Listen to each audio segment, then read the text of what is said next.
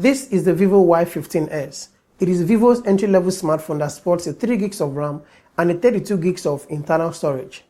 But in my usage experience, it did not feel like an entry-level smartphone.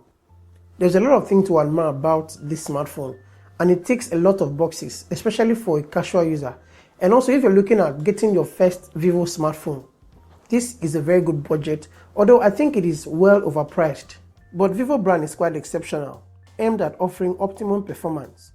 This one is priced at 73,000 Naira or $176. So before you decide whether you're going to buy or not, let's see what's inside the box. This is the same retail box you get when you buy the Vivo Y15s. Inside the box you get a transparent silicone case and some paperwork. And then you have the smartphone. Next is a 10 watts charger, a micro USB cable, and then the SIM ejector pin. This phone is the successor to the Vivo Y20. Okay, starting with the design and build quality of this phone. It is plastic all round, which will last for a very long time. Vivo did excellent here, making it feel premium out of the plastic body. This is the wave green color and it looks so beautiful. It reflects when light hits it. It weighs 179 grams. It's a perfectly sized smartphone, not too big but also not a one-hand usage device. And you have the rectangular rear camera module with the flashlight. The overall design of this phone is okay. The finish is also on point. You have a side-mounted fingerprint that unlocks the phone like a charm. It is fast. Honestly, I wasn't expecting that from an entry-level device. I love the response of the side-mounted fingerprint, and it is also the power button. And then you also have the volume up and down keys. At the top of the phone is where you have a tray for SIM and memory card. Moving to the bottom, you have the speaker grill, the microphone, charging port, and the earphone port, giving the device a minimal feel. On the front, it features a 6.5-inch IPS display that refreshes at 60 Hz. The response is smooth without lagging behind, and the graphic is also nice. View media content, it is an HD Plus display with a resolution of 720 by 1600 pixels. The color reproduction is fine. It maintains a good contrast level, and there are also details in this phone's display. With the PowerVR GE8320 graphic chip, gaming here is also minimal. It is not a gaming smartphone considering the processor, but it can play most 3D games so well.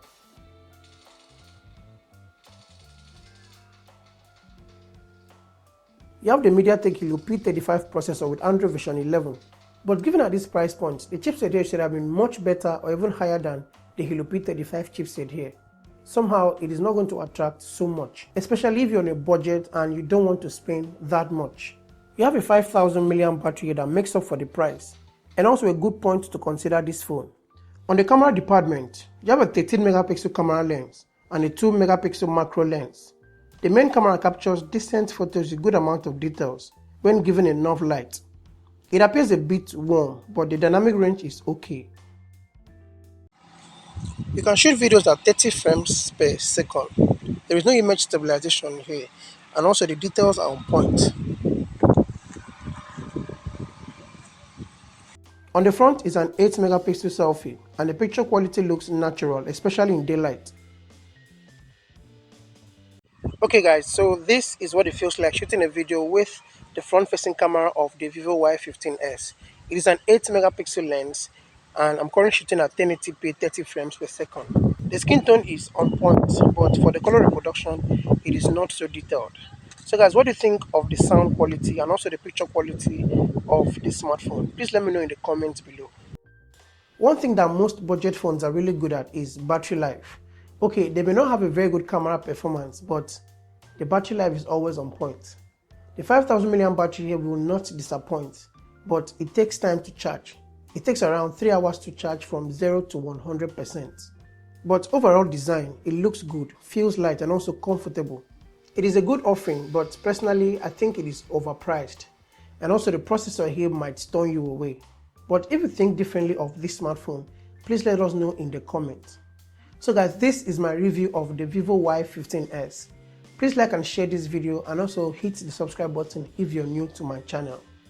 Thank you so much guys for watching this video. I'll see you in the next one. Peace.